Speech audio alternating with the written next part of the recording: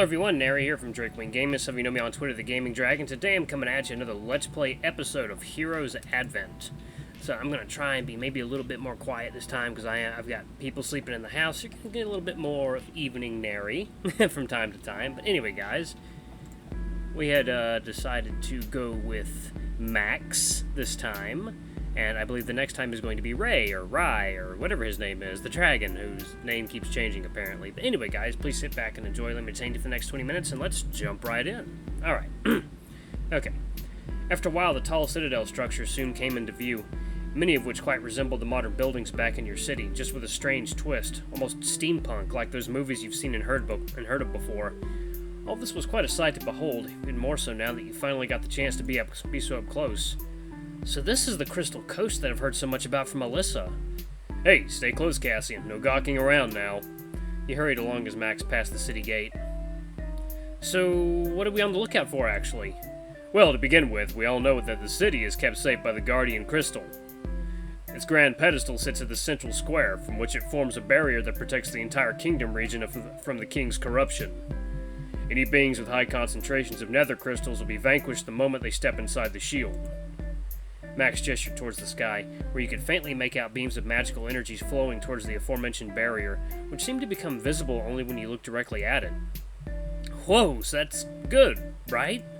Yeah, but there's a catch. The shield can repel anything made from nether crystals or even giant battle crystals.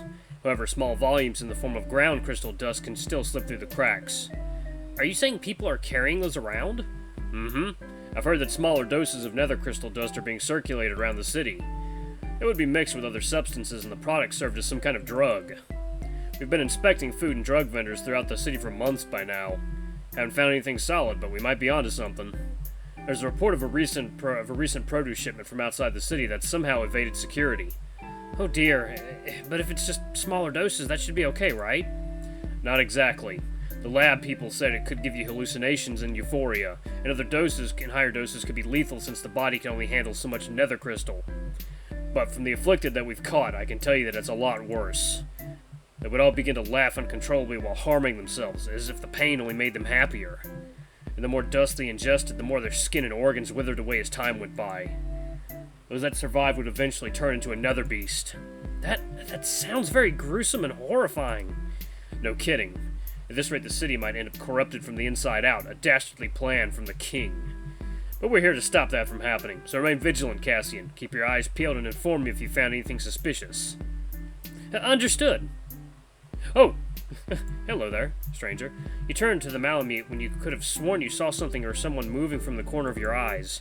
You quickly looked to the alleyway in the back, but there was no one to be seen. What is it, Cassian? Oh, nothing. I thought I saw somebody, but maybe it's just my imagination. Alright. Come now, let's get a move on. Might as well show you around, too. Okay. You quickly caught up with Max as he headed along the district street. A shadowy figure, huh? After climbing along the hill steps, you finally made it to the entrance of a building seemingly etched into the foot of the mountains. Workers and facility personnel roamed the place. You briefly wondered why they seemed to welcome visitors at such a busy workplace. That's such a cool book. Man, I love the mix of fantasy and high-tech sci-fi. Welcome to the Crystal Mines, property of the Aegis Mining and Excavation Company. Also the biggest mine on this side of the planet. With that, our city is also the main source of magic crystal production, since we pretty much sit on top of a big mineral deposit. That also includes the nether crystals, which are isolated during processing and stored away in secrecy. Right.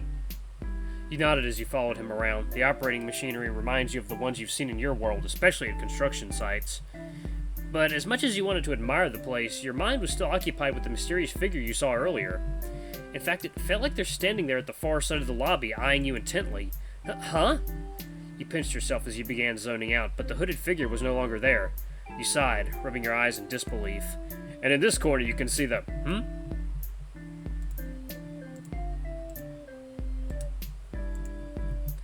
Max was gesturing at what looked like a mock-up diagram of a crane machine on the wall when you tugged his arm. What is it, Cassian? You seem pretty distracted. I don't mean to raise any alarm too soon, but I think I saw someone suspicious. Oh, really? Yeah, they looked pretty big, almost as big as you. They're also wearing some kind of a cloak, too. Max seems to go silent for a moment before giving a nod as he smiled. Good eye, Cassian. Let's be more careful from here on out, and do let me know immediately if you see him again. Come, we're gonna visit the Guardian crystals now. Okay. He looked around warily before finally catching up with Max. Oh. Oh, okay. Wow, they really changed scene quick. Ooh, that's a big crystal. You've been walking for a while. You could see the Aegis mines that far up the hill in the distance. I also remember passing through several market districts, but you didn't really pay much attention to what Max was talking about along the way. This is supposed to be your first tour around the city, but you already were on high alert. Eventually, Max slowed down and you realized you've arrived at the central square. You stopped to read the nearby sign. Fitchram Park. Just like the markets you've passed by, there were quite a few citizens gathering around this part of the city, though most of them appeared to be children and the elderly, seemingly relaxing among the lush grass fields and enjoying the scenery. And speaking of which, whoa! Wouldn't you have seen that from a distance? That seems enormous. I remember now, I saw it from when we were up the hills back at Alyssa's. It looked big, but I never thought it would be this massive. Your eyes were immediately on the giant crystal hovering amidst the square. Metallic rings adorned its sides, glinting against the magical beam that resonated from the tip, which you could barely see even from afar. The crystal seemed to hum a gentle melody that could just barely pick up now that you were up this close. Indeed, you know, it took years for the construction to complete, and just in time too. It's said that about 20 years ago, a village close to the square became one of the first ill-fated targets of the king. His nether army tore their meager defenses to shreds. Many of their warriors corrupted and turned into nether beasts and began killing each other off mercilessly. The whole thing was just a bloodbath. You looked to Max as he fell silent. You could tell he was keeping himself from tearing up, even though there was coldness in his eyes. Anyways, we did manage to power up the barrier just as a day or so before the attack, which was launched exactly here. Thankfully, their army dispersed as they tried to march towards the crystal. Even one of their commanders attempted to blast away with his magic, only to no avail. The shields ward off any amount of nether magic with great efficiency, that alone has kept Crystal Coast safe for 2 decades. That is, until they got this new trick up their sleeves as of recent. You did say smaller doses of nether dust can get through, so how much could that be, actually? The exact amount is about 0.1 micrograms, or so they say. A very small yet potent dosage. We suspected that it must have been smuggled in through that form, like sand trickling through an hourglass. So passes the days of our lives. But aren't everybody here to stay away from the evil king? Why would anybody work for him? That's a good point. But you must realize that things might not be the way they seem, Cassian. Many were taken against their will, and before they knew it, they'd already become a mere cog in his machine. And with this whole smuggling going on, I fear his corruption might have spread far and wide into this safe haven. He glanced at the Malamute again as he said. His eyes were still on the crystal, but his mind seemed to be elsewhere. He then breathed a sigh as he looked to you with a wistful smile. Sorry, Cassian. I know you've just arrived here. Didn't mean to lay all the heavy talks onto you. It's alright, Max. I can see what you mean. The threat we're facing against the evil king is no joke. Indeed, but that's enough of that. We do have our duties and responsibilities to adhere to, but that doesn't mean we can't relax and enjoy ourselves while we're here. Max grinned as he gave you a shoulder pat, and you felt glad to see him cheerful again. Now, let's head back to the marketplace, shall we? Yes, let's! Oh, wow, that's different looking. You both took the first alleyway as you left the park, when you caught somebody familiar on the other side.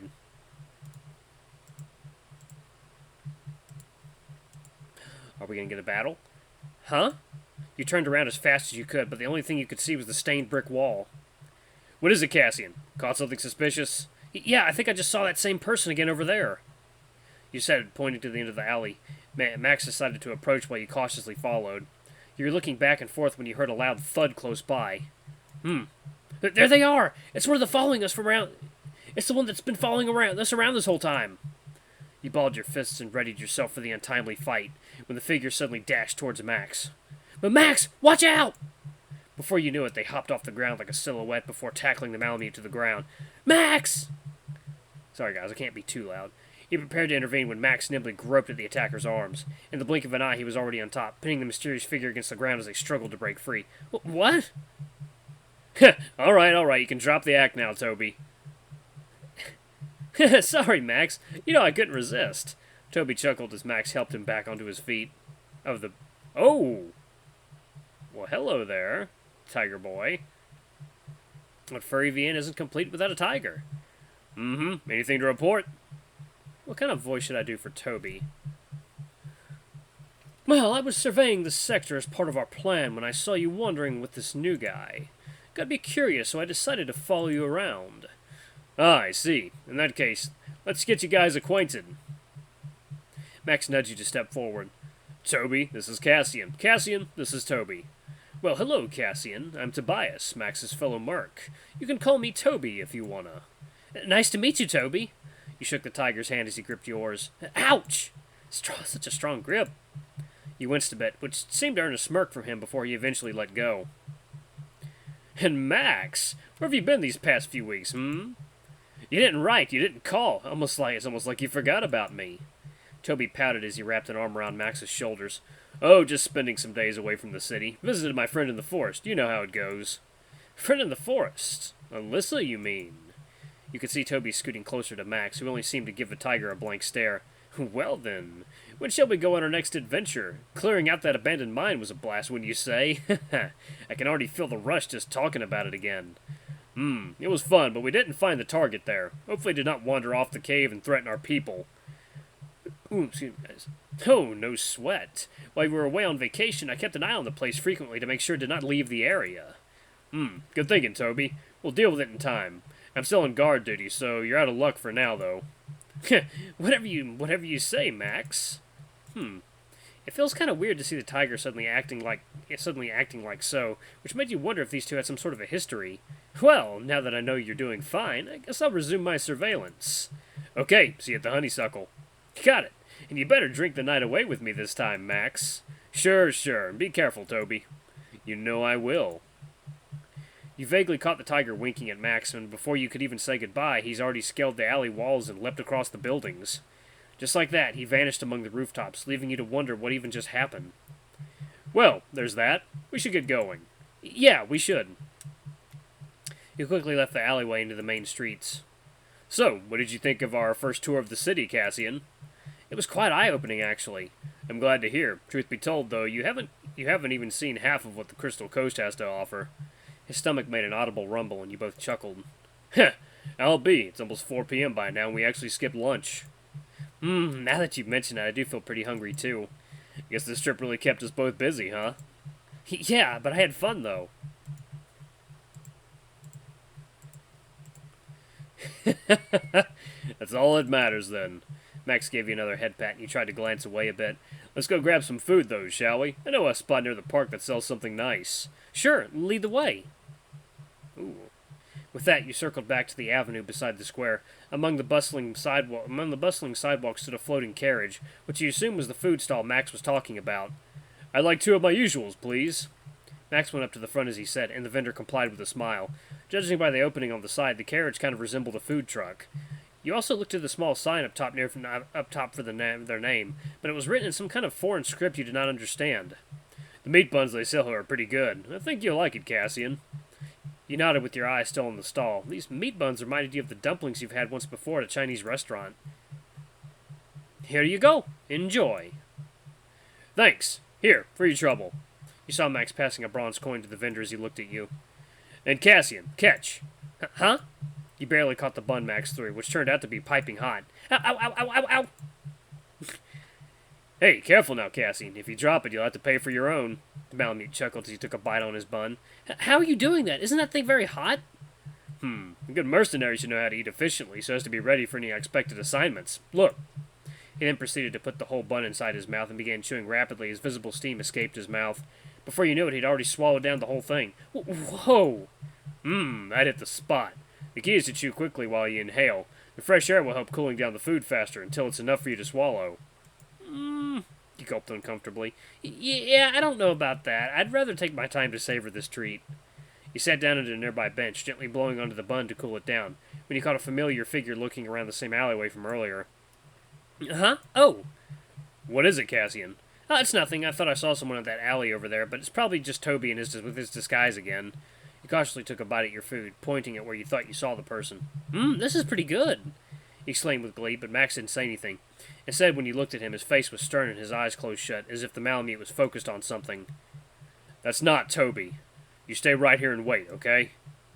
He briefly looked to you as he commanded.